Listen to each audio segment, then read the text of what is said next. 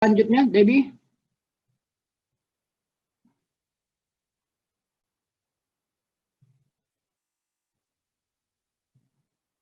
Nah, pidato Anda tahu bahwa tidak banyak, saya katakan tadi, orang yang pandai berpidato. Namun demikian kita bangsa Indonesia mengenal tokoh yang sangat ulung dalam berpidato. Siapa itu? Halo?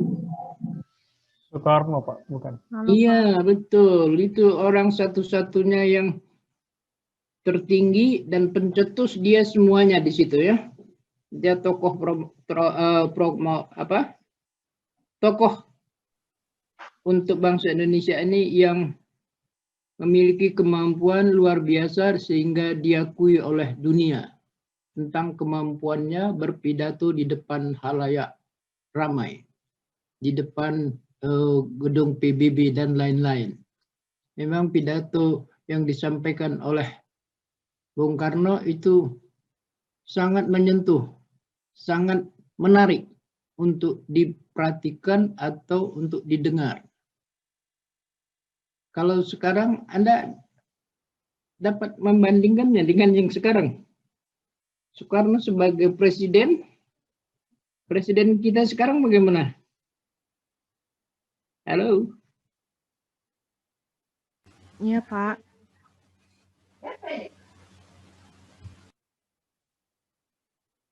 Iya, seharusnya memang seorang, ini kita melihat secara saintifik ya. Apa itu saintifik? Halo? Secara keilmuan, Pak. Iya, saintifik itu secara ilmu pengetahuan ya. Ya, Kalau Pak. ilmu atau secara akademis kita boleh berbicara, tapi kalau di luar itu namanya kita sentimen. Halo? Halo, Pak. Semua dengar ini kan? Dengar, Pak. Dengar, Pak.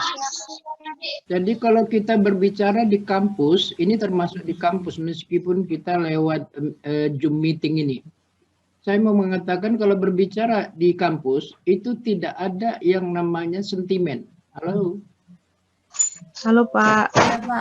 Tapi kita berbicara secara objektif dan saintifik, ilmiah. Jadi tidak boleh orang tersinggung kalau dibicarakan di kampus. Contohnya lah seperti ini. Bung Karno itu jauh lebih unggul dibandingkan presiden ke sekarang. Nah, kalau itu dibicarakan di kampus itu tidak ada masalah. Tapi kalau di luar kampus itu namanya sentimen. Halo? Halo, Pak. Ya, Pak. Ya, jadi Anda nggak perlu khawatir.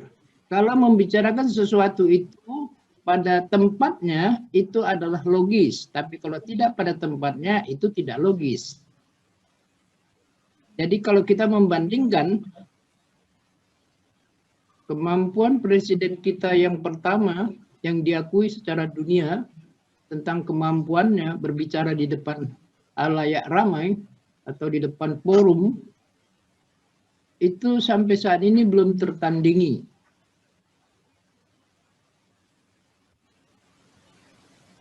Nah, Anda tentu tidak akan saya paksakan supaya menjadi Bung Karno juga. Tapi minimal Anda nanti tahu apa-apa yang harus dilakukan ketika Anda berbicara yang mengarah yang namanya pidato. Jadi kemarin kita berbicara tentang materi berbicara, Anda sudah memperhatikan berbicara itu harus memperhatikan faktor-faktor bahasa dan non bahasa. Nah, di pidato ini lebih kompleks lagi, lebih banyak lagi cakupannya. Nah, Anda perhatikan di sini di slide ke-9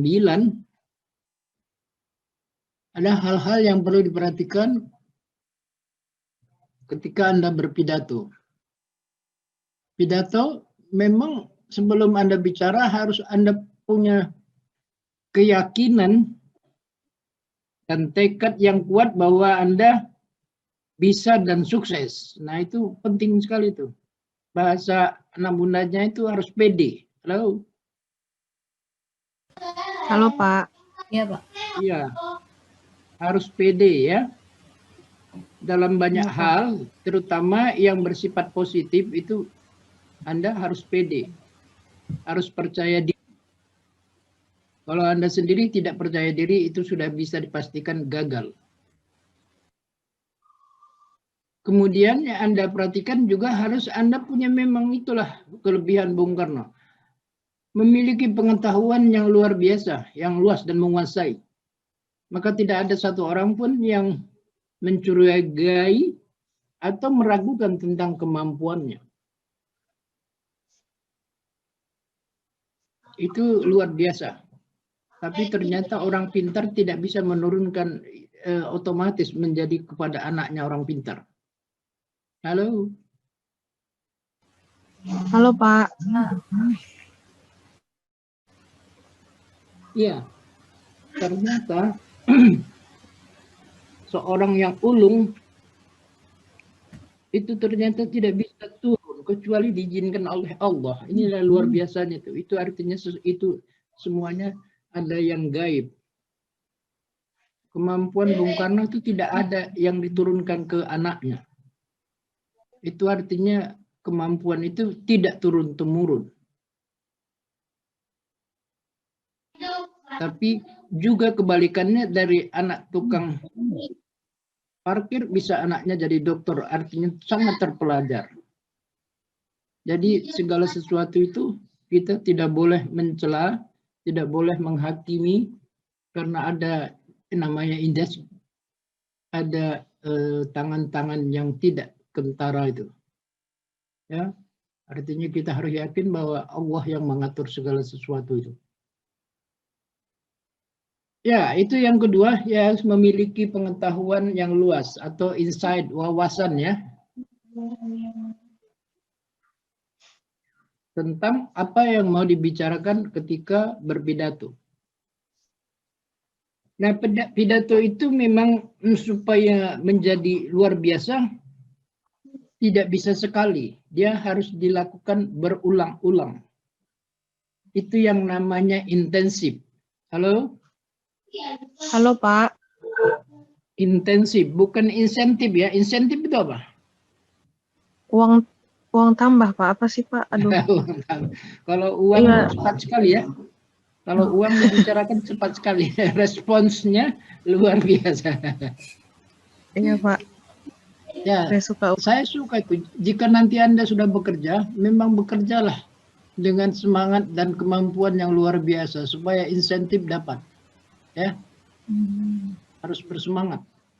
Ya, keempat, lalu lanjutkan lagi slide-nya.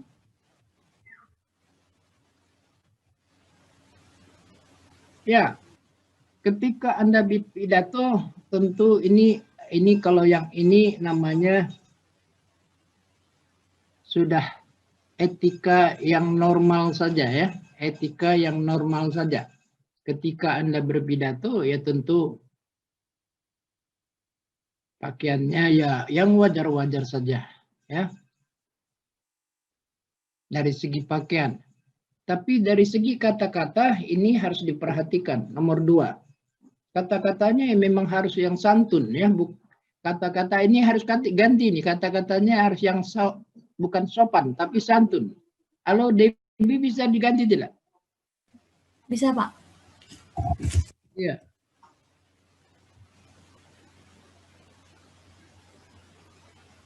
Iya, bagus. Jadi menggunakan kata-katanya yang santun.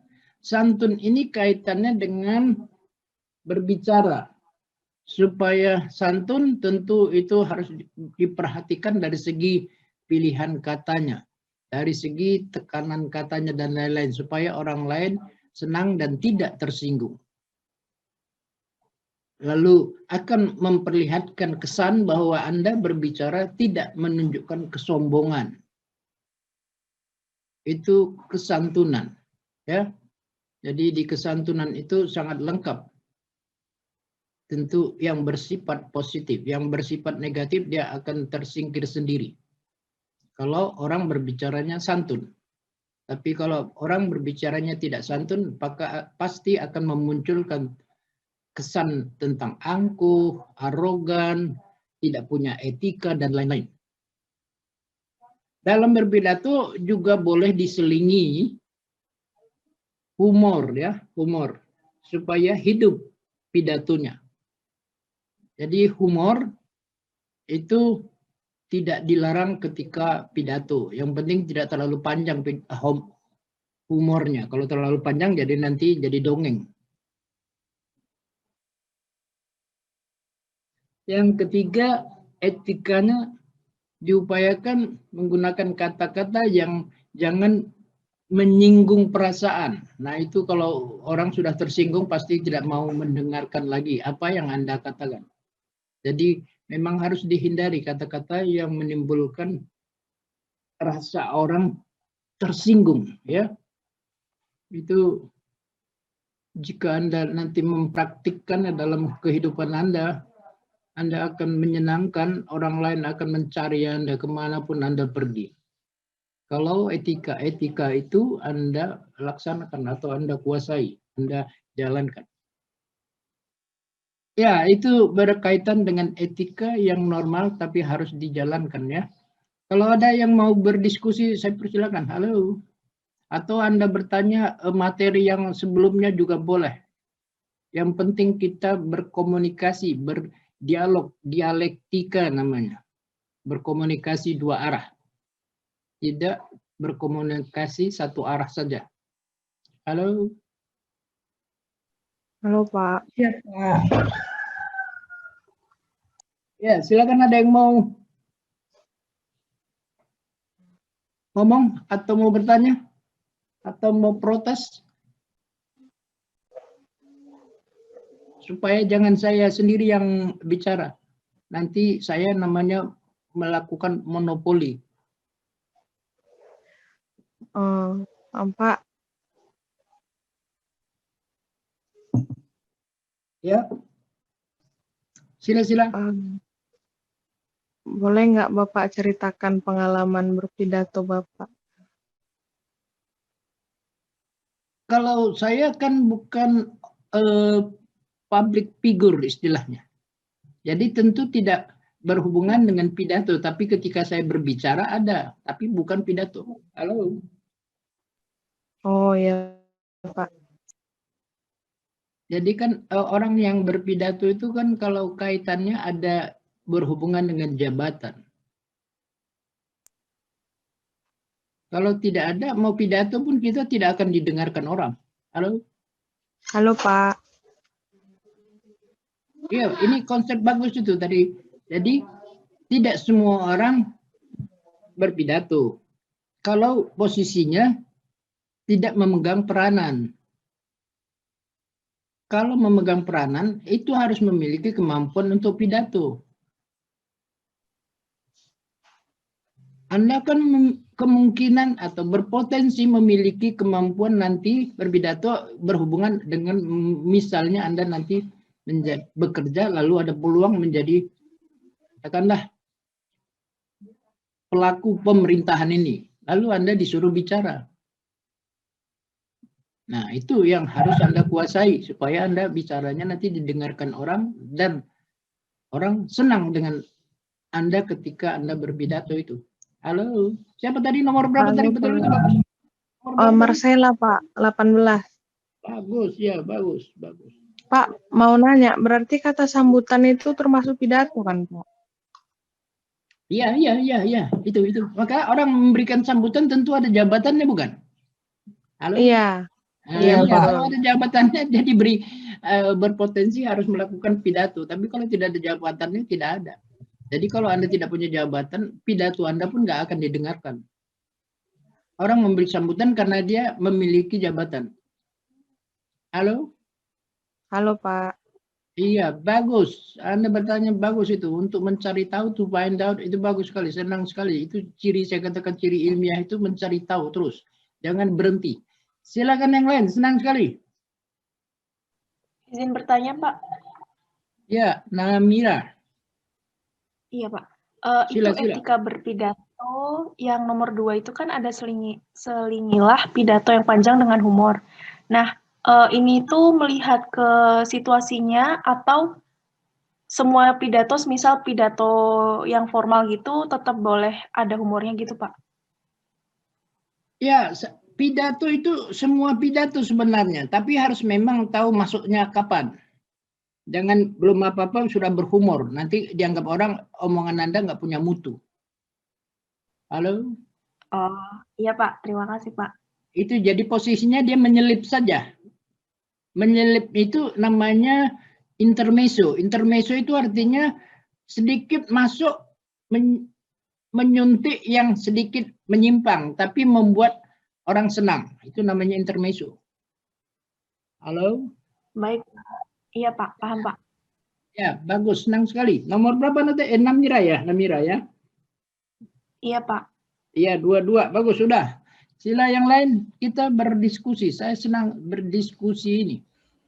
Pak, izin bertanya, Pak. Satu-satu. Sila. Saya dulu kali. Ya udah Farhan dulu. Siapa? Ya udah, Pak dulu deh. Siapa aku? Yang mana nih? Coba silakan Iya, kasih tahu nomornya. Nomor 26, Pak. Iya.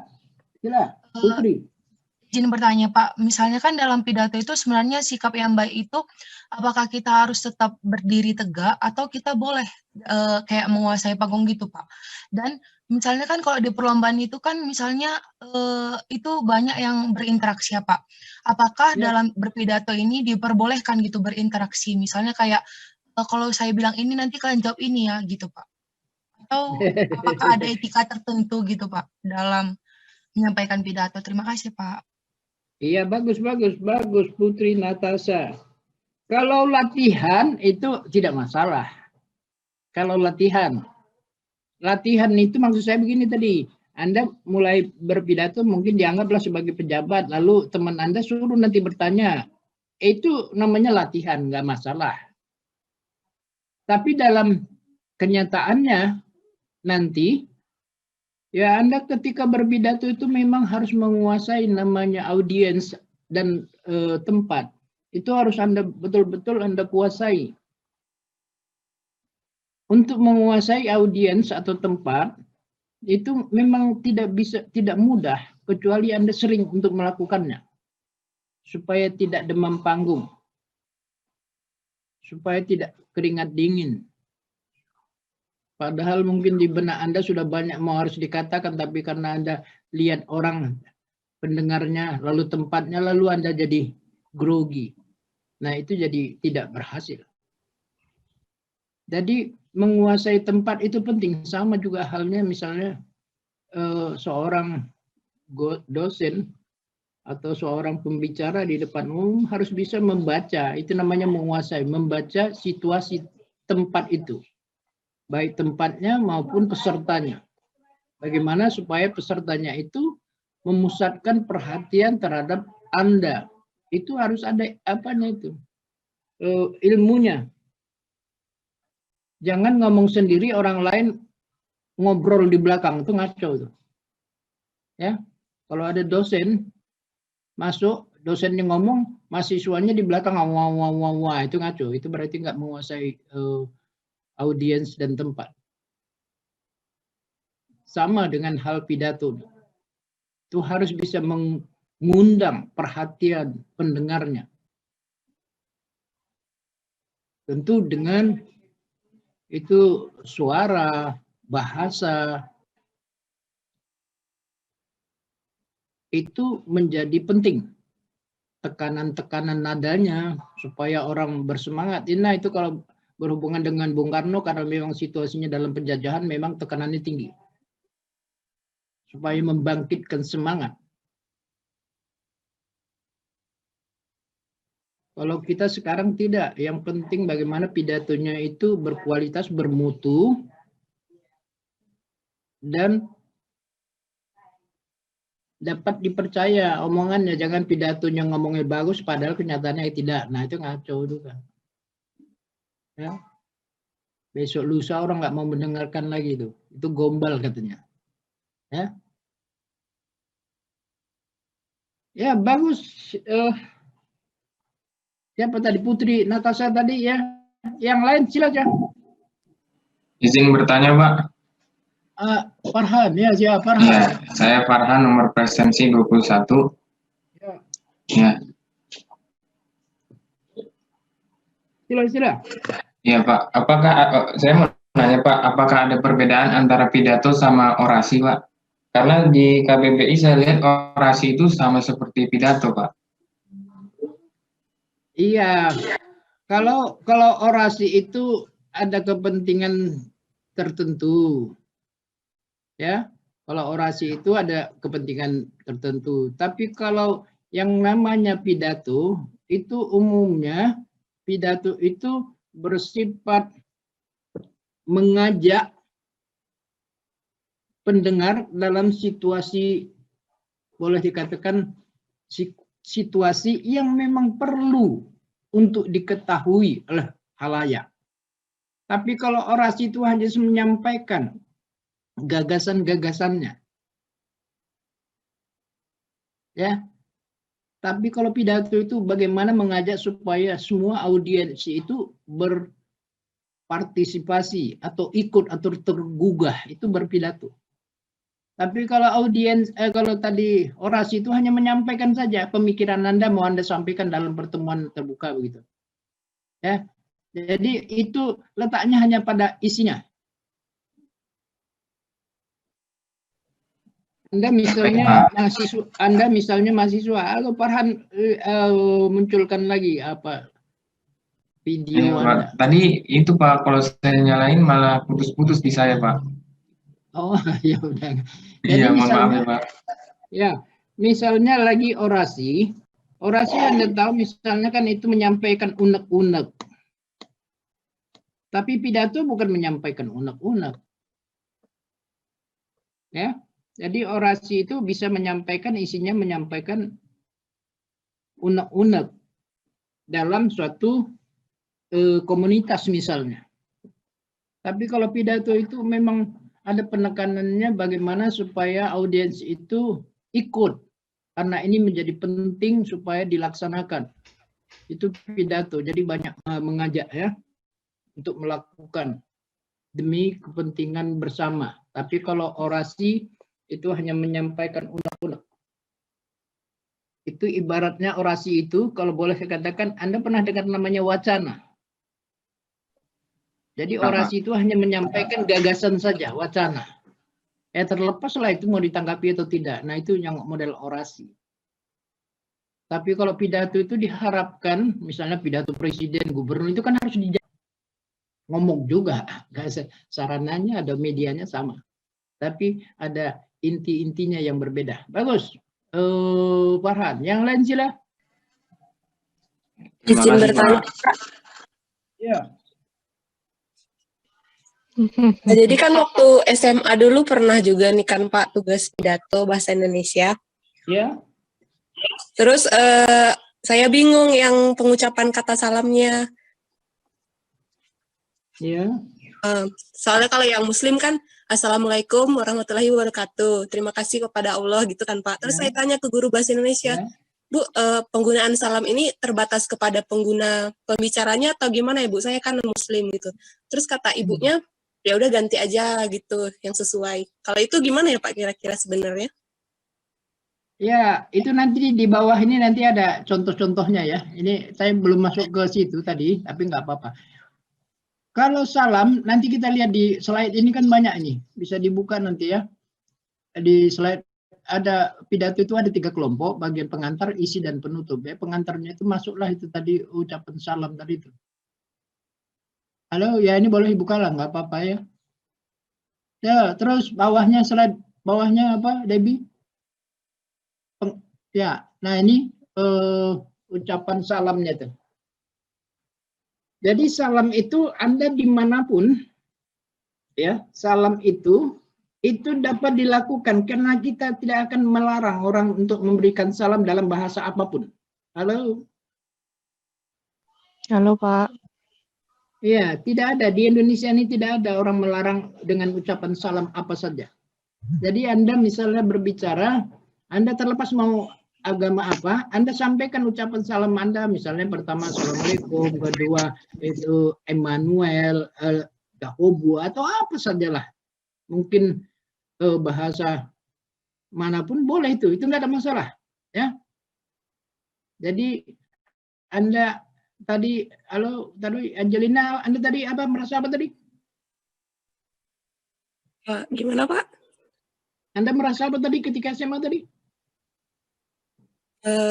Bingung aja gitu Pak, sebenarnya boleh nggak sih, atau terbatas pada agama pembicaranya aja gitu Pak?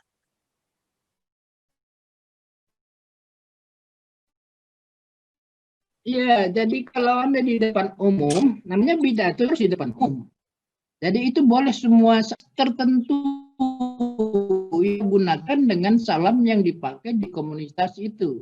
Contohnya, Anda di gereja misalnya, pakai Immanuel misalnya, itu saja. Yang lain nggak usah, nggak pakai bahasa dari ucapan salam yang lain gitu. Jadi harus menyesuaikan. Halo? Iya Pak, terima kasih Pak. Iya, senang. Angelina ya, si Hotang. Jadi itu memang harus disesuaikan dengan kondisinya. Kalau dia komunitasnya satu sama, sesuaikan yang digunakan di situ. Kalau komunitasnya itu majemuk, gunakan semuanya. Tidak ada masalah. Dan tidak ada yang melarang. Ya, dapat dipahami itu, Dapat Pak, Angelina? terima kasih Pak. Ya, senang. Sila yang lain.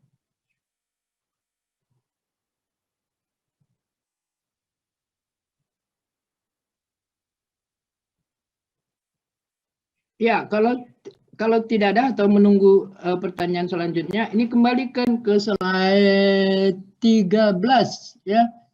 Nah, Anda lihat di sini slide ini berapa tadi? Kita tadi sampai 10 ya. Iya, sampai 10, Pak. Nah, sekarang 11. 11 ini lanjutan saja ya. Nah, ketika Anda pidato jangan sekali-kali merendahkan audiens ya. Jangan sekali-sekali merendahkan. Memang merendahkan bukan hanya berpidato, dimanapun jangan merendahkan orang lain. Karena belum tentu Anda lebih tinggi dari dia. Dan belum tentu Anda lebih mulia dari dia. Ya, termasuk Anda berteman semuanya. Halo. Halo Pak. Iya, Pak. Iya Pak. Anda sesama mahasiswa, jangan coba-coba untuk melakukan merendahkan teman Anda. Kalau bisa saya selalu mengatakan pada sikap ilmiah itu memberikan apresiasi. Bukan merendahkan ya, jangan sekali-kali. Iya Pak. Karena itu berpengaruh kepada kepribadian Anda. Kalau Anda sering meninggikan, itu akan ditinggikan oleh orang lain. Kalau Anda sering merendahkan, pasti otomatis orang lain merendahkan Anda. Jadi itu udah rumus. Setiap yang rumus jangan dibantah. Oke, nomor 5. Nah, ini jangan berbicara atau berpidato hampir sama ya. Jangan menyinggung martabat. Artinya jangan menyinggung, menjelek-jelekkan agama lain. Nah, itu tidak baik. Itu harus dijaga. Karena ini hal yang sensitif kalau berhubungan dengan agama. Jadi jangan singgung-singgung martabat agama seseorang.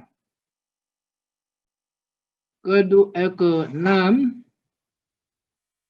biasakan berpidato jangan menggunakan ya kalimatnya terlalu ilmiah atau sensitif, scientific, supaya audiens atau pendengar dapat dengan mudah memahaminya.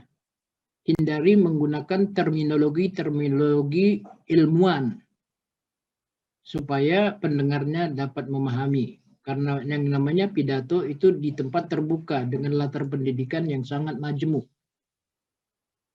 Tentu Anda juga harus, seperti saya, kalau saya berbicara di kampus ya harus menggunakan terminologi ilmiah. Tapi kalau harus berada di kampung atau di keluarga, tentu tidak ada kata-kata ilmiah harus saya keluarkan. Nanti nggak nyambung. Mohon maaf, itu ada bahasa Jakartanya jaka sembung, bawa golok. Nggak nyambung. Hanya Nah, itu ngomong. yang perlu ya, itu perlu dihindari. Itu perlu dihindari. Ya, itu yang 6. Sekarang ke slide 12. Nah, ini persiapan yang berhubungan dengan pidato. Pidato juga sama juga dengan kita. Kalau mau kuliah tentu ada topiknya. Pidato juga harus ada topiknya. Apa topik pidato kita? Tentu ini saya katakan tadi pidato itu berkaitan dengan jabatan ya. Kalau tidak berkaitan dengan jabatan rasanya pidatonya mubazir. Itu namanya menggarami air laut. Tidak ada gunanya. Halo? Halo Pak. Iya. Materi ini merupakan wawasan yang harus Anda miliki ya. Ini wawasan namanya, wawasan atau insight bahasa Inggrisnya. Wawasan yang harus Anda miliki.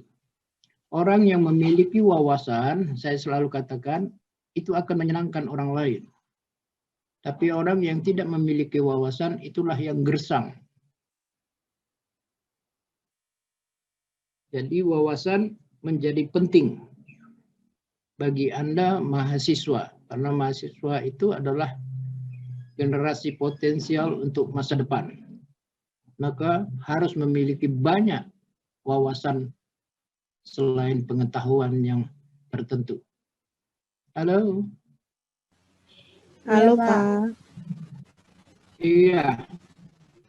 Dan ketika nanti menjadi pembicara atau pidato, di samping topik yang harus disampaikan, juga tujuannya apa? Sama dengan mata kuliah bahasa Indonesia kita. Untuk apa mata kuliah bahasa Indonesia selalu saya ingatkan ulang-ulang kan dari awal, itu harus tahu dulu manfaatnya, tujuannya itu apa. Kalau nggak ada manfaatnya jangan kerjakan, itu artinya sia-sia. Jadi setiap apa yang Anda lakukan selalu harus Anda pikirkan ini tujuannya apa, manfaatnya apa, dan lain-lain. Kalau tidak ada tujuannya, tidak ada manfaatnya, jangan dilakukan. Itu namanya sia-sia. Ya, jadi pidato juga harus berkaitan selalu dengan apa yang mau disampaikan, itu yang namanya topik. Saya udah katakan, apa bedanya topik bahasa lisan dengan bahasa tulis? Kalau Ya, Iya, silakan saja, silakan, nggak Debbie. apa-apa, silakan. kalau Silakan, topik Debbie. kalau topik bahasa tulis itu tentang pokok pembahasan yang spesifik. Iya, Tapi kalau dia lisan itu pokok pembicaraan yang spesifik. iya, itu Debbie ya. Iya, Pak. Iya, bagus, Debbie. Ya, yang penting Anda tahu itu. Jadi Anda supaya diingat orang ketika Anda berbicara itu ada isinya yang mau dibicarakan. Jangan tidak ada, itu namanya tidak punya topik. Nah, topik itu kan selalu saya katakan spesifik. Jangan Anda berbicara atau pidato itu panjang sekali, banyak sekali topiknya. Nah, ngaco itu kalau banyak sekali topiknya. Ya, topiknya pilih yang terbatas tapi luas cakupannya. Karena itu pengertian spesifik itu. Spesifik itu kecil tapi mendalam. Halo? Iya, Pak. Halo Pak. Anda tahu apa? Anda tahu bedanya manajer dengan pakar? Manajer. Manajer Oh. bukan manajer ya, bahasa Indonesianya A itu. Halo. Oh iya Pak, manajer. Manajer itu dengan pakar. Apa bedanya?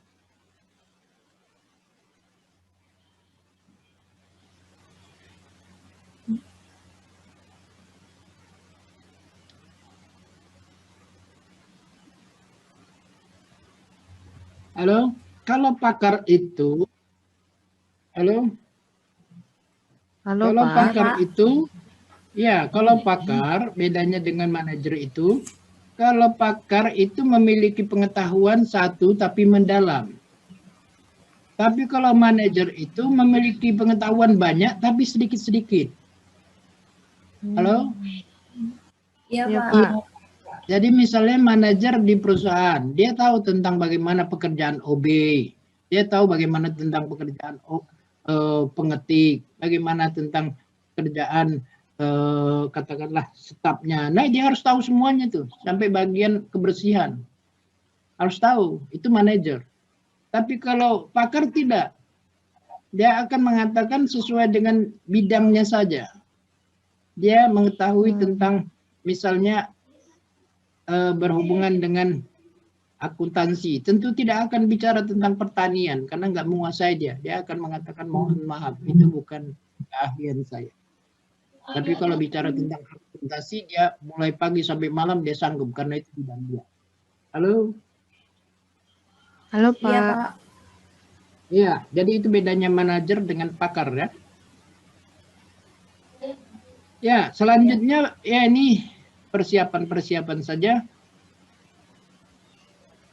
Harus bisa ketika Anda nanti mau berbicara, persiapannya itu bisa menganalisis nanti siapa pendengarnya, situasinya bagaimana.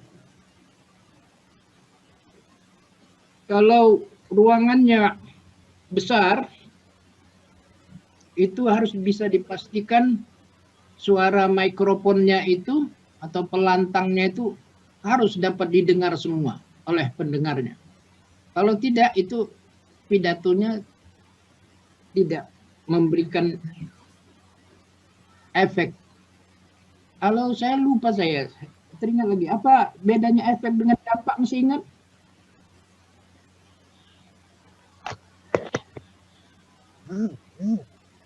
Halo?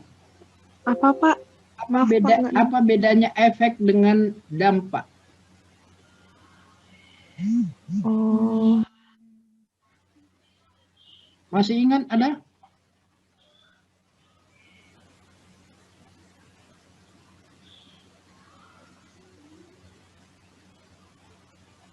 Semua dengar ini?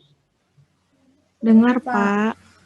Ya, saya ingatkan ya supaya bahasa Anda makin lama makin cermat. Sebentar, ada suara apa tuh, helikopter mengganggu.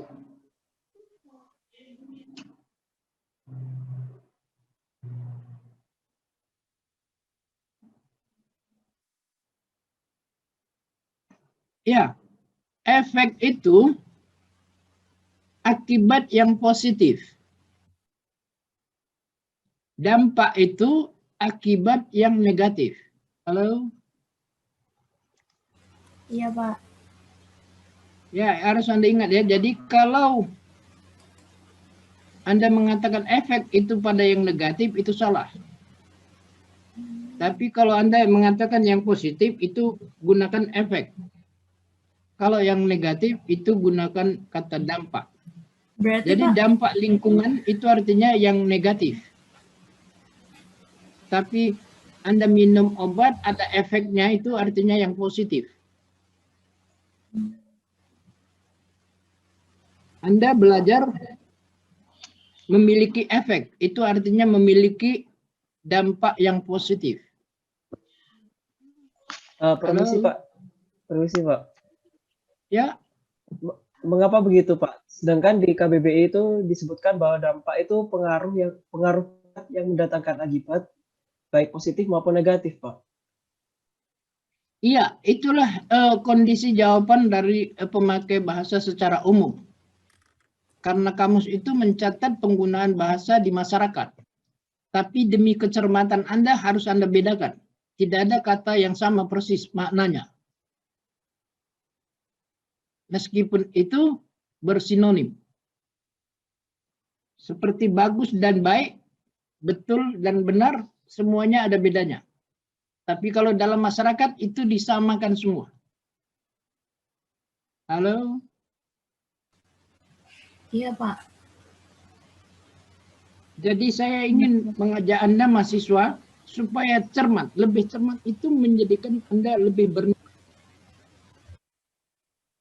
Kalau orang awam itu disamakan semua.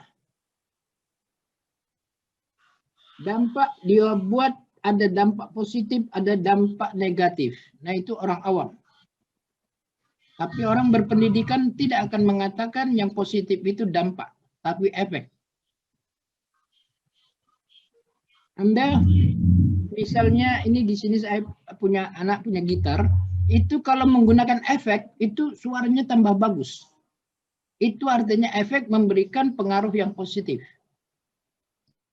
Halo. Halo Pak. Iya, Pak. Ya. Jadi saya ingin mengajak Anda untuk memang inilah bagian dari kecermatan-kecermatan itu. Kalau yang disampaikan sama saja itu artinya Anda tidak diajak untuk lebih cermat. Kalau Anda bertanya tadi di KBBI sama, ya itulah jawaban orang awam, masyarakat umum. Tapi saya mengajak Anda mahasiswa tidak sekadar seperti itu. Anda boleh bertanya lagi, memang apa bedanya Pak? Nah itu saya senang sekali kalau senang sekali kalau Anda bertanya seperti itu. Anda tadi nomor berapa tadi? Halo, bagus sekali. 27 Pak. 27 Rizky ya? Iya Pak. Bagus, senang. Yang lain?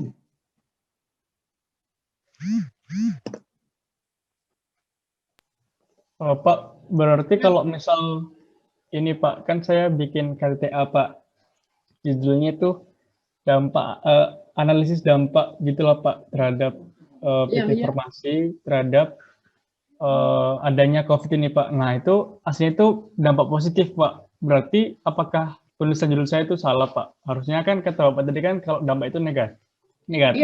Iya. Sedangkan keadaan COVID ini kan pasti menimbulkan dampak positif bagi perusahaan informasi kan Pak. Nah, apakah saya harus ganti judul atau gimana Pak? Bagus itu. Nanti Anda buat judul Anda itu belum di ACC kan? Sudah di ACC Pak proposalnya Pak. Nah, kalau sudah di ACC ya Anda tinggal bagaimana mengalihkannya supaya nanti Anda memberikan penjelasan bahwa dampak itu dampak positif yang sama dengan efek. Oh, berarti dikasih keterangan tambahan gitu Pak? Iya. Kalau sudah ya, kalau belum memang harus. Anda tahu misalnya ada di Kementerian Lingkungan Hidup namanya dampak ANDAL. ANDAL pernah dengar itu ANDAL? Apa itu? Analisis dampak lingkungan. Iya, itu artinya semuanya negatif. Itu makanya itu dampak.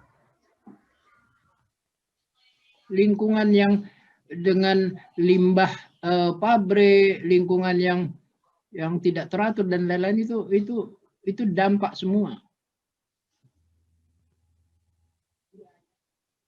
Tapi kalau tinggal di daerah, misal ini, halo semua dengar? Dengar Pak. Dengar Pak. Misal Anda tinggal di daerah, katakanlah di Jakarta namanya Pondok Indah. Kalau Anda bisa tinggal di sana, itu memiliki efek luar biasa.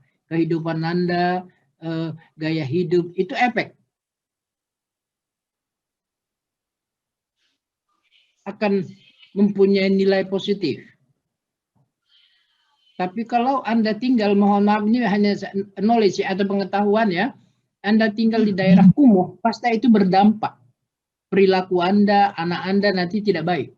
Itu dampak. Halo? Halo Pak. Iya Pak.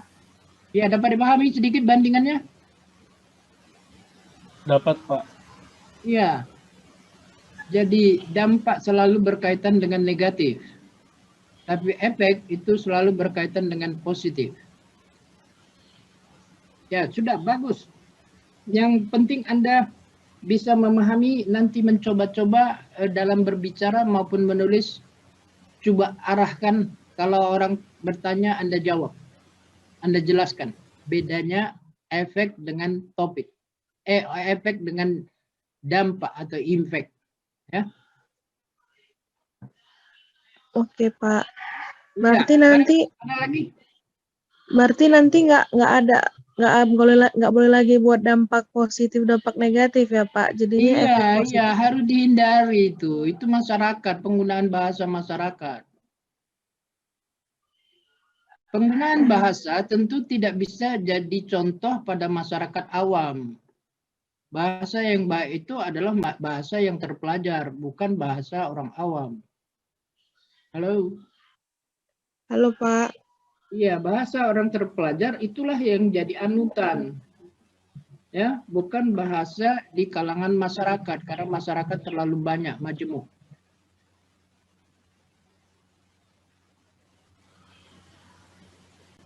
Ya. Baik Pak, terima kasih Pak. Nanti boleh, yang penasaran boleh bertanya lagi nanti. Silakan yang lain. Saya suka seperti itu. Penasaran Anda itu yang saya harus jawab.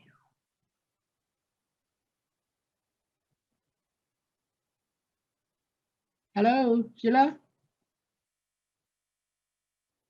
Nah, kita lanjutkan. Kalau ada Anda bertanya silakan aja, nanti nggak ada masalah ya. Kita lanjutkan. Jadi persiapan pidato tadi kita harus bisa membaca. Membaca itu pengertian di sini menganalisis ya, siapa pendengarnya dan bagaimana situasinya. Lalu memilih, menyempitkan topik. Nah ini namanya topik tadi, menyempitkan topik. Topiknya tidak terlalu luas, itu makanya tadi pokok pembicaraannya tidak terlalu luas, tapi mendalam. Ya, itu selalu kaitannya dengan topik. Lalu, ya ini sebelum membicarakan ya memang topiknya itu ya harus dikuasai, maka harus dikumpulkan bahan-bahannya yang berhubungan dengan topik. Ini sama juga nanti Anda buat KTTA itu. Anda buat topiknya tentu mengumpulkan bahan-bahannya. Supaya apa yang Anda buat itu bisa dipertahankan. Lalu ini juga sama sebenarnya dengan buat karya tulis itu. Pidato juga harus diancang-ancang membuat namanya frame-nya, itu kerangkanya, kerangka uraian kasarnya, besarnya, supaya Anda bicara tidak keluar dari relnya. Jadi harus membuat ancang-ancangnya. Nanti saya bicara pertama ini, dua ini, yang menjadi pokok-pokok pembicaraannya, pokok-pokok pidatonya. Itu namanya kerangkanya. Supaya nanti di akhirnya Anda juga telah menyelesaikan apa yang menjadi uraian dari topik itu. Nanti sampai juga pada bagian terakhir sampai menyimpulkan. Karena Anda sudah menguraikan lalu menyimpulkannya.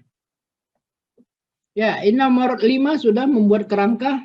Atau ada yang mau bertanya, nggak ada masalah. Ini juga sama dengan membuat Anda karya tulis itu. Harus ada kerangkanya yang harus Anda buat. Supaya membantu cara berpikir Anda. Kalau tidak ada kerangkanya, nanti Anda pasti bingung. Mulai dari mana, masuk di mana, dan lain-lain, dan seterusnya. Nah, itu jadi bingung. Tapi kalau ada kerangkanya, Anda tertuntun, tergiring, terarah. Ya. 6. Menguraikan topik itu, ya itu tadi, mendalam tadi itu. Detail itu artinya memang mendalam. Ya. Membuat persiapan pidato itu, ya kaitan dengan topik. Kalau cukup waktu itu memang harus mendetail ya, mendalam. Kalau waktunya terbatas ya tentu hanya sebagian saja atau permukaan saja.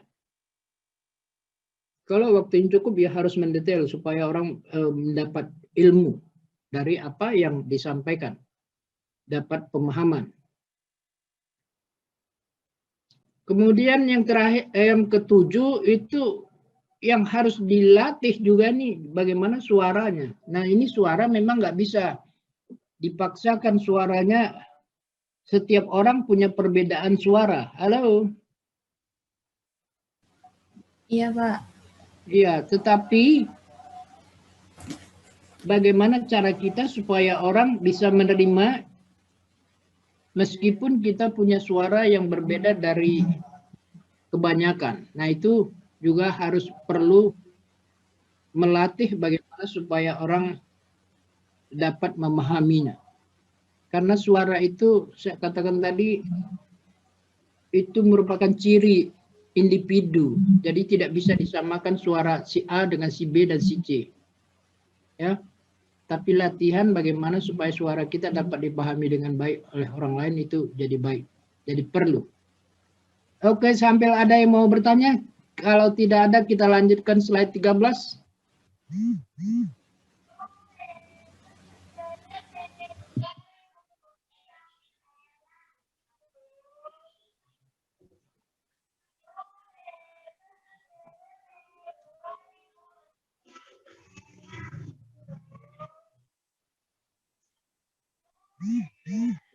Ya, di slide 13 ini pidato itu dibuat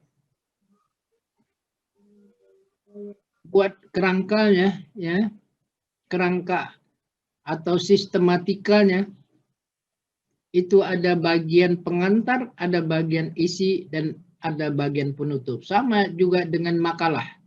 Ada pendahuluan, ada isi, ada penutup. Nah, 3 aspek ini memang selalu berhubungan, ya. Apa saja. Anda juga mau melakukan pertemuan lisan atau tertulis juga 3 aspek ini, pengantar, isi, penutup. Bahasa tulis itu pendahuluan, isi, penutup, sama juga. 3 sistematika yang harus Anda perhatikan untuk tidak terlewatkan ketika Anda berpidato. Halo? Iya, Pak. Halo, Pak.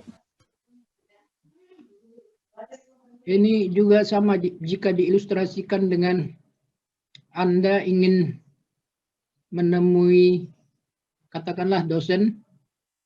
Pertama, Anda harus memperkenalkan diri Anda, kedua menyampaikan isi, dan ketiga ucapan terima kasih penutupnya. Nah, seperti itu. Sama juga selalu sistematikanya 3 hal ini. Jangan bertemu dengan dosen lalu menyampaikan, Pak, saya gini. Nah, itu kacau. Itu namanya nggak punya etika. Ya. Tapi saya bangga Anda STAN sudah memiliki itu. Saya bisa melihat ketika Anda mengirimkan contoh, mengingatkan dosen, itu ada sedikit etika. Itu yang saya suka. Halo? Halo, Pak. Ya. Ya, itu bagian yang nanti akan diingat orang kemanapun Anda pergi. Kalau menyadari ada etika seperti itu, ya. Itu bagian dari salah satu kunci kesuksesan.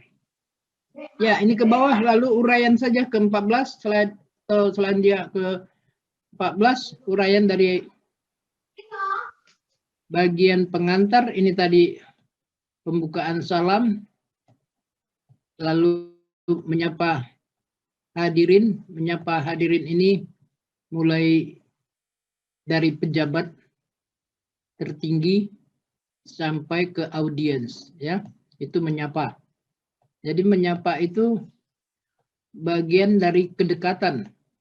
Kalau kita tidak suka menyapa, itu berarti merasa audiensnya tidak Anda rasakan kedekatannya. Padahal udah kita bicarakan, jika Anda berbicara sama orang, biasakan rasa persaudaraannya itu diadakan supaya ada kedekatan. Kalau tidak ada rasa persaudaraan atau kedekatan berteman, maka orang lain nggak merasa itu ada kedekatan juga.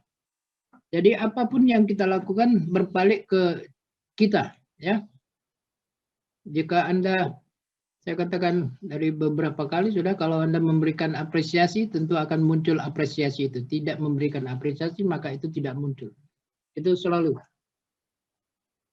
Untuk pengantar, lalu ini ada pendahuluan.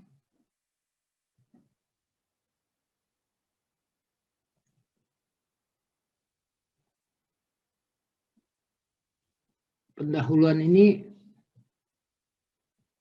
mengandung ucapan terima kasih berhubungan dengan jabatan, kesempatan, dan lain-lain, ya. Ya, selanjutnya isi. Oh, ini pengantar juga masih pengantar yang, nah ya pengantar dulu, pengantar yang menarik itu.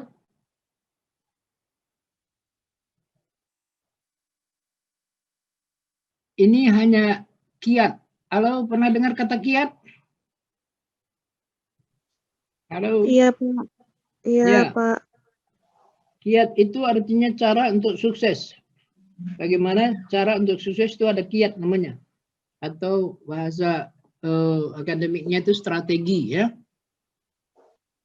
Jadi bagaimana strategi kita supaya menarik, maka bisa saja macam-macam. Di antaranya kita bisa mengungkapkan pernyataan yang mengejutkan atau yang luar biasa sehingga pendengar langsung tergugah atau penasaran. Itu baik ya, tidak ada masalah. Justru itu yang perlu dalam kondisi misalnya kondisi yang situasi perlu pernyataan yang luar biasa. Lalu Anda dapat menyampaikan pernyataan yang luar biasa. Nah, itu menjadi menarik. Berhubungan juga dengan kondisi, mungkin Anda harus mengajukan pertanyaan. Ini artinya kepedulian, ya, kepedulian pendengar. Bagaimana? Kalau kepeduliannya ada, pertanyaannya menyentuh, maka orang akan mencari tahu atau mendengarkan dengan sungguh-sungguh apa yang akan disampaikan. Misalnya, halo. Halo, Pak. Misal saja, dalam kondisi misalnya di daerah Anda, lalu ada pejabat daerah, kondisi misalnya sekarang itu di Kalimantan Selatan banjir. Lalu ada pejabat. Nah, pejabatnya itu berbicara, lalu mengatakan akan membantu, lalu ada realisasinya, itu menjadi enak didengar. Tapi kalau dia berbicara tapi tidak membantu realisasinya, itu orang akan mengacuhkan apa yang dia pidatokan. Halo? Iya, Pak.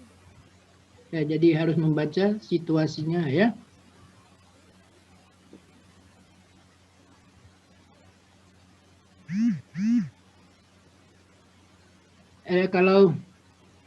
Kalau mau bicara tentang yang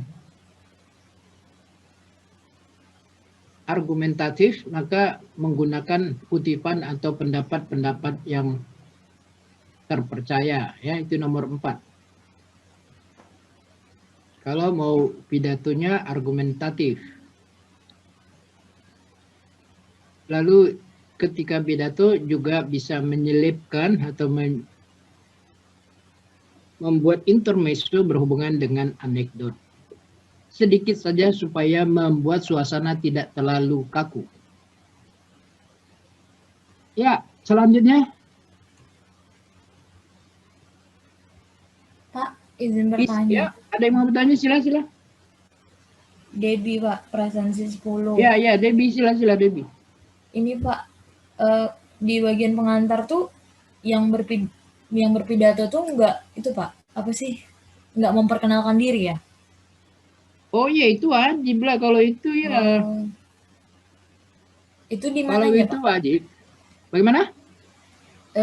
Di bagian setelah dia menyapa tamu undangan atau sebelumnya, Pak? Ya, Atau... menyapa dulu, betul. Menyapa dulu. Setelah menyapa dan menghormati semua, baru menyampaikan data pribadi dia. Baru menyampaikan isi pidatonya. Ya, jadi yang pengantar ini ya memang sapaan-sapaan itu lebih dahulu, baru memperkenalkan diri Anda supaya orang yakin Anda siapa gitu. Kadang-kadang kan tidak semua audiens atau pendengar mengetahui Anda siapa. Ya, jadi perlu disampaikan. Ya. Kemudian juga pengalaman Anda itu untuk membantu orang memahami, meyakini apa yang Anda akan katakan. Halo?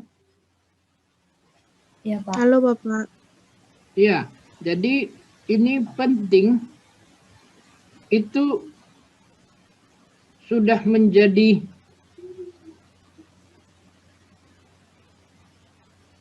hal yang tidak bisa dihindari, tentu itu memberikan pengaruh yang baik, itu namanya efek. Misal saja, saya memperkenalkan diri saya sama Anda. Saya pengajar, saya juga sebagai, saya katakan, sebagai salah seorang penyusun kamus besar bahasa Indonesia. Kemudian saya katakan saya sebagai ahli bahasa di DPR RI. Itu kan memiliki efek yang positif bagi Anda. Halo? Iya, Pak. Betul. Ya, itu jadinya memperkenalkan diri Anda untuk meyakinkan pada pendengarnya atau halayak. Dan itu bukan yang dibuat-buat, artinya data yang sebenarnya ya, tentu tidak boleh sombong. Itu hanya menunjukkan bahwa memang itu profesi. Ya, bagus tadi Debbie udah setelah memperkenalkan itu, setelah ucapan-ucapan salamnya dulu baru memperkenalkan diri.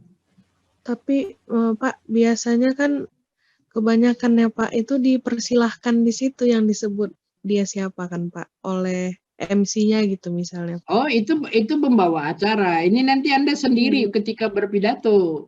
Itu kalau pembawa acara memperkenalkan diri Anda, tentu dia menyuruh itu siapa yang mau berbicara gantian itu dia harus perkenalkan. Tapi itu memperkenalkan sedikit. Ya. Anda yang menambah. Ya. Oh. Anda menambah sendiri saja.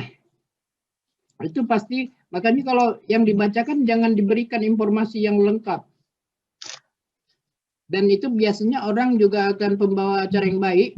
Bapak ini sebagai ini, tapi untuk lebih lanjut saya persilakan nanti Bapak ini yang akan menyampaikan tentang kerjaan dan karya dan lain-lain dari Bapak tersebut. Nah, harusnya seperti itu. Tidak dibacakan A sampai Z. Nanti pekerjaannya membaca itu saja habis waktu. Halo. Halo Pak. Iya. Jadi memperkenalkan oleh pembawa acara itu harusnya terbatas saja. Dan itu dipersilakan kepada pembicaranya untuk lebih memperkenalkan dirinya mau dia seberapa yang harus disampaikan. Bukan oleh pembawa acara. Atau pembawa acara bahasa Indonesianya apa? Bahasa asingnya itu MC. Halo. Iya Pak. Iya, Pak. Ya, bahasa asingnya MC, bahasa Indonesianya pembawa acara ya.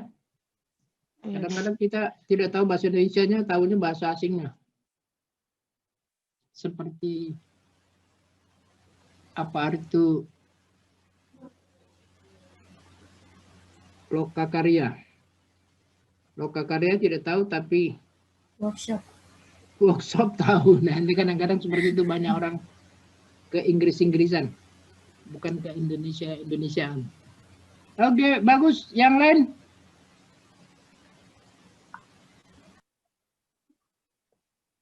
Saya masih bingung terkait ini Pak, yang analisis dampak sama efek tadi Pak. Kalau posisinya itu kita belum tahu. Anda nomor berapa? Melenia? Nomor 19 Halo? Pak. Oh iya, iya. Kalau posisinya kita belum tahu dampak atau efeknya ini akan positif atau negatif, itu ada nggak sih Pak kata yang netral? Misalnya kan kalau misalnya kita mau melakukan penelitian atau buat KTTA tuh Pak, tapi kita kan mengajukan judul dan kita belum melakukan penelitiannya gitu Pak, jadi kita belum tahu dampaknya ini akan jadi positif atau negatif. Nah itu kita pakainya dampak atau efek ya Pak, kalau belum tahu nih kondisinya dampaknya gimana. Iya, saya agak khawatir kalau pengertiannya belum tahu itu artinya Anda tidak menguasai. Harusnya Anda memiliki namanya asumsi. Halo? Ya Pak. Ya, asumsi. Namun demikian tetap saya kasih solusinya. Harusnya kata misalnya pengaruh ini terhadap ini. Nah, pengaruh itu bisa positif negatif. Oh, jadi yang netral itu pengaruh ya Pak? Iya. Pengaruh. Ya. Lihat nanti cari-cari di Google atau di mana gitu topik atau judul. Anda lihat nanti di situ orang banyak kata-kata pengaruh. Itu artinya dia memberikan peluang untuk yang positif dan negatif. Berarti kalau misalnya gini Pak, efeknya itu ada positif, ada negatif, itu pakai pengaruh juga. Iya, induknya itu kata pengaruh. Lalu Anda bisa menguraikan pengaruhnya ke positif, namanya efek. Pengaruh ke negatif itu namanya dampak. Jadi dampak dari peraturan misalnya, nomor 31 tahun 2020 misalnya. Ya itu dampaknya apa misalnya. Atau kalau Anda bisa menemukan efeknya, mungkin di daerah ini menjadi sejahtera misalnya. Itu efeknya. Pengaruh positif. Baik, terima kasih Pak. Bagus. Ya, saya senang semuanya yang masih bingung atau mau jadi apa, kita bicarakan supaya ada solusinya. Halo, solusi itu jadi penting. Tidak ada Izin yang bertanya, mentok. Pak. Ya, senang. Mengenai bagian pengantar, Pak. Sebenarnya pengantar, Anda lafalnya, loh, lafal Anda masih terlalu kental itu. Siapa nama Anda? Nomor. Eli Walina, Pak. Nah, ini ada lafalnya itu. Aduh, berusaha dong supaya jangan terlalu kental. Eli.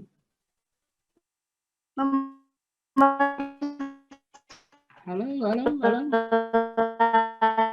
Halo, gangguan.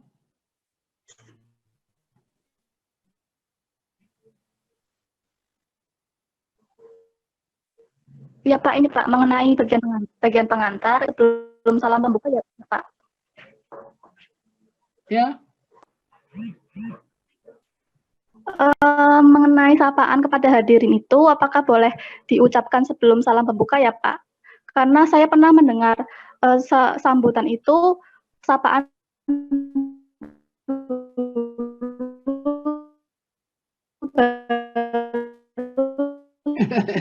Ini suaranya ngaco ini. Jaringannya ngaco ini.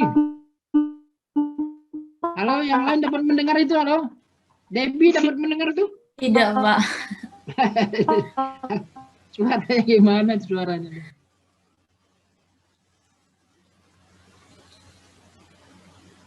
Apanya yang salah tuh kira-kira Debbie? Jaringannya sepertinya, Pak.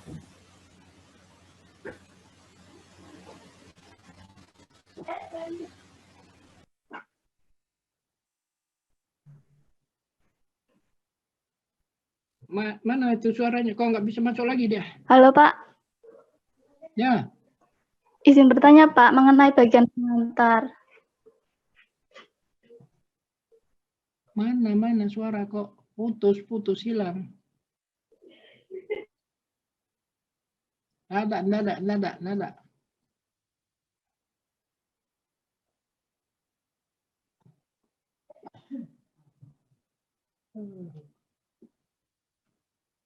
Halo. Mungkin yang lain selain Eli tadi? Halo? Eli masih gangguan jaringan?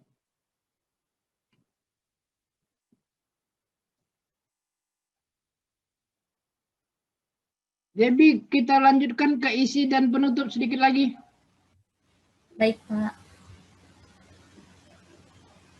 Ya. Anda ingin berpidato, tentu tidak ada lain, isinya, intinya itu apa yang menjadi topik pembicaraan Anda itu harus bisa tersampaikan ya, menjadi intinya itu apa. Anda jangan keluar dari topik yang Anda ingin sampaikan ketika berpidato, supaya pidato Anda itu tidak dianggap orang melenceng, ya, menyimpang. Jadi biasakan fokus, apa-apa itu biasakan fokus pada topik yang Anda akan sampaikan. Nah, topik itu tentu akan terlihat bagian isi tentang kedalamannya. Makin punya pengetahuan, wawasan, dia akan lebih dalam dan berkualitas. Kalau tidak punya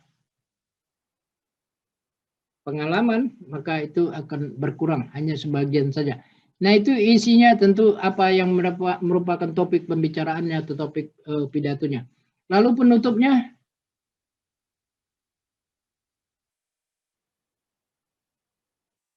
nah, diupayakan dalam menyampaikan bagian penutup itu ketika pidato setelah diuraikan lalu Anda membuat sedikit rangkuman supaya pendengar dapat mengingat apa yang merupakan inti-inti dari topik yang Anda bicarakan.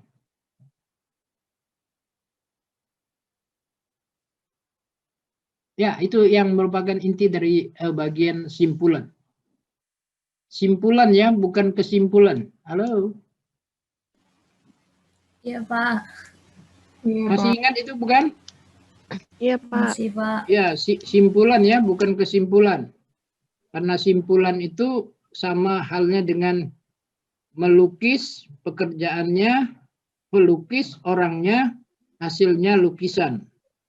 Maka orang yang menyimpulkan namanya penyimpul, orang yang melakukan namanya menyimpulkan, lalu hasilnya simpulan. Jadi orang yang pekerjaannya berhubungan dengan sesuatu itu namanya pe. An itu menyatakan hasil pada kata kerja tersebut.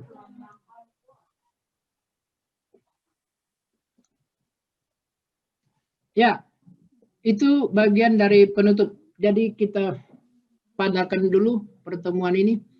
Tadi si Eli tadi masih mau nyambung sebelum kita akhiri. Mana tadi Eli? Eli pertanyaannya udah melalui chat, Pak. Chat Zoom, Pak. Ya, saya bacakan. Izin bertanya, Pak, mengenai bagian pengantar untuk sapaan kepada hadirin. Apakah boleh diucapkan sebelum salam pembuka ataukah setelah salam pembuka? Karena saya pernah mendengar. Nah, ini hanya alternatif saja ya. Itu kiat seseorang aja. Halo. Iya, Pak. Jadi itu hanya kiat seseorang saja itu. Itu artinya cara seseorang aja. Yang saya sampaikan ini sistematikanya. Lalu orang akan membalik-balikkannya sedikit, ya itu nggak ada terlalu masalah lah. Menyapa dulu baru ucapan salam, kadang-kadang ada orang seperti itu. Menyapa dulu baru ucapan salam. Sebaiknya itu sebenarnya harusnya salam dulu baru menyapa. Itu artinya dia mungkin rasa kedekatannya atau itu namanya psikologi emosionalnya dekat, maka dia menyapa lebih dahulu. Itu boleh, tidak ada masalah. Halo Eli. Baik, Pak. Terima kasih. Ya, tidak ada masalah itu. Itu masalah kedekatan emosional namanya. Boleh juga. Ini yang kita bicarakan itu sistematikanya. Tahap-tahapnya, ya. Tapi kalau mau dibalik karena alasan tertentu itu bisa. Oke, pertemuan ini kita padakan. Saya tetap memberikan kesempatan bagi Anda nanti minggu depan adalah pertemuan terakhir. Anda boleh bertanya dari materi awal sampai akhir ya. Nanti kita bicarakan sedikit, nanti berhubungan juga dengan bahan US ujian semester ya. Oke, pertemuan ini kita akhiri. Halo. Iya, Pak. Iya, Pak. Ya. Saya ke portal dulu.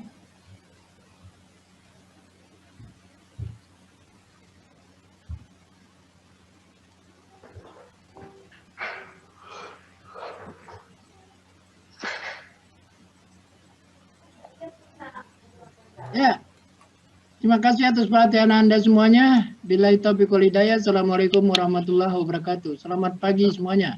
Waalaikumsalam warahmatullahi wabarakatuh. Terima kasih, Pak. Terima kasih, Bapak. Ya, sama-sama.